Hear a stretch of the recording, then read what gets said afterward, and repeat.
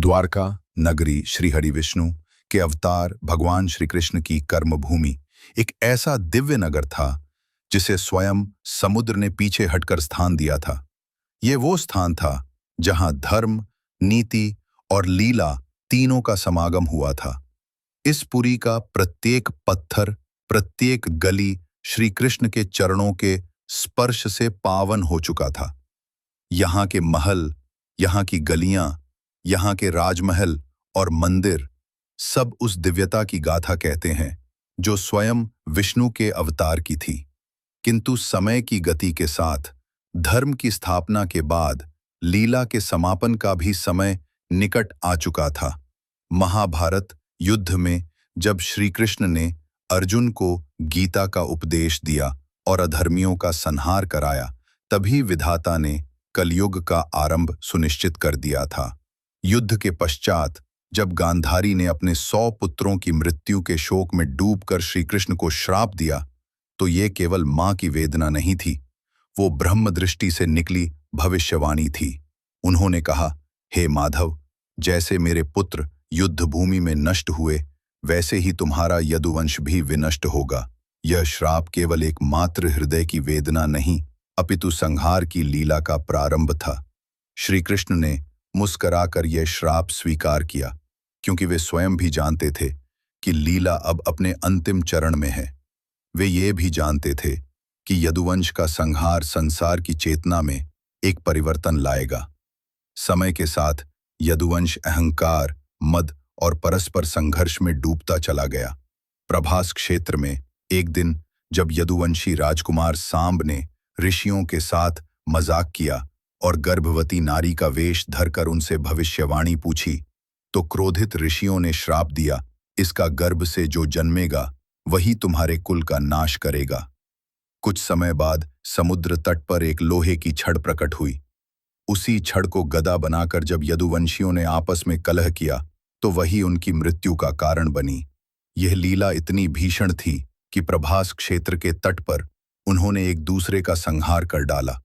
यदुवंशियों के द्वारा अपने ही कुल का नाश ऐसा प्रतीत हुआ मानो विधाता स्वयं विनाश का आरंभ कर रहे हों। बलराम जी, जो श्री कृष्ण के बड़े भाई और स्वयं शेषनाग के अवतार माने जाते हैं, योग साधना में लीन होकर अपनी देह का त्याग कर समुद्र में विलीन हो गए। उसी भूमि में जहां साधना और तप का प्रवाह सतत चलता रहता है, वहां के वन अंचल में नीलाचल पर्वत के समीप एक जनजातीय राजा विश्ववसु ने एक दिव्य लकड़ी के रूप में उस हृदय को देखा।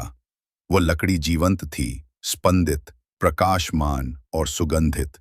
विश्ववसु ने उसी में भगवान का दर्शन किया और उसे नील माधव नाम से पूजना प्रारंभ किया।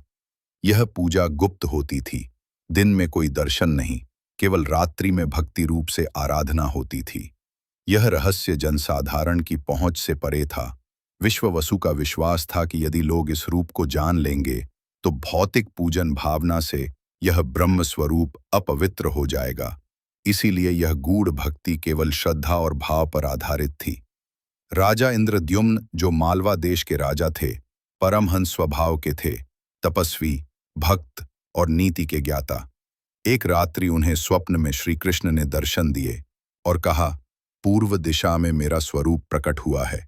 नीलमाधव के नाम से वो मेरी साक्षात मूर्ति है। उसे खोजो और मेरे लिए एक भव्य मंदिर का निर्माण करो। राजा ने अपने दूतों को चारों दिशाओं में भेजा। कई दिनों बाद उन्हें विश्ववसु और उसकी गुप्त पूजा के बारे में ज्ञात हुआ। राजा स्वयं वहां पहुंचे।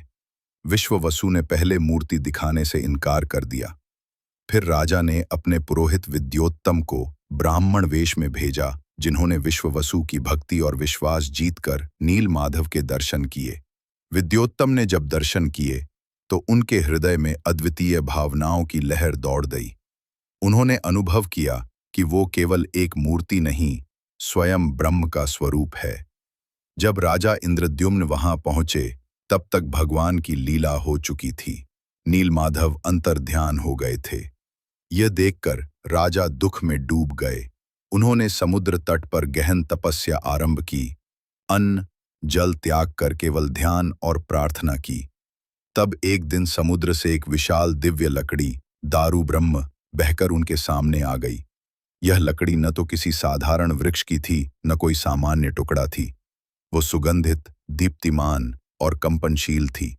ये वही लकड़ी थी जिसमें श्री कृष्ण का दिव्य हृदय समाहित था। न कोई हथियार उसे काट सकता था, न कोई मनुष्य उसे उठा सकता था।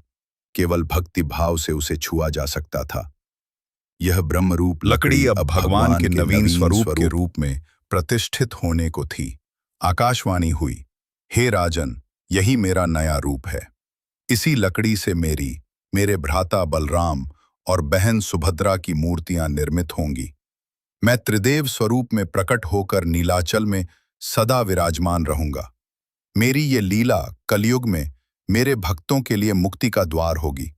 राजा इंद्रद्युम्न ने उसी समय उस लकड़ी को नगर लाकर विशेष स्थान पर प्रतिष्ठित किया और भगवान की मूर्तियां बनाने की योजना बनाई।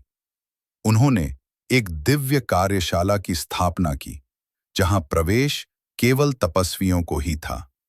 यहीं से शुरू होती है भगवान जगन्नाथ की मूर्तियों की रहस्यमयी गाथा, जो आगे चलकर रथ यात्रा के रूप में विश्व की सबसे भव्य आध्यात्मिक लीला का स्वरूप लेती है। इस प्रकार भगवान श्री कृष्ण की द्वारका से जगन्नाथ बनने तक की यह रहस्यमयी और दिव्य यात्रा केवल एक स्थान परिवर्तन नहीं थी, बल्कि एक चेतना के विस्तार की यात्रा थी, जहां लीला समाप्त नहीं हुई, बल्कि एक नवीन स्वरूप में आरंभ हुई। श्री कृष्ण की वह दिव्य चेतना जो द्वारका में धर्म की स्थापना कर मानवता को जीवन का परम रहस्य सिखा गई, अब नीलाचल की भूमि में जगन्नाथ के रूप में सबका कल्याण कर रही है। वह हृदय जो नाश नहीं हुआ, वह मूर्ति जो स्वयं प्रकट हुई, और वो युग परिवर्तनकारी रथ यात्रा जो आज भी मानव को मोक्ष के मार्ग पर ले जाती है। ये सब एक ऐसी लीला है जो अब भी जीवंत है, स्पंदित है, लेकिन ये तो बस प्रारंभ है, क्योंकि अब आरंभ होती है जगन्नाथ के विग्रह निर्माण की अलौकिक कथा, उस रहस्य की कहानी जिसे सुनकर तपस्वी भी मौन हो जाते हैं और श्रद्धा स्वयं नतमस्तक हो जाती है। क्या आप जानना चाहते हैं कि कैसे बनी भगवान जगन्नाथ की मूर्ति, बिना हाथों के, बिना आंखों के, फिर भी पूर्ण चेतन स्वरूप में?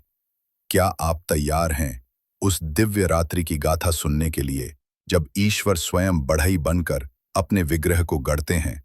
तो जुड़े रहिए हमारे साथ, क्योंकि अगले भाग में हम लेकर आ रहे हैं जगन्नाथ मूर्ति निर्माण की रहस्यमयी कथा, जहां ईश्वर स्वयं शिल्पी बने। एक ऐसी लीला जो न केवल आपको रोमांचित करेगी, बल्कि आपके हृदय को स्पर्श भी करेगी। श्री हरि की इस अगली अद्भुत लीला को जानने के चैनल को सब्सक्राइब करें, घंटी बजाएं और अगले अध्याय की प्रतीक्षा करें, क्योंकि लीला अभी बाकी है। जय जगन्नाथ।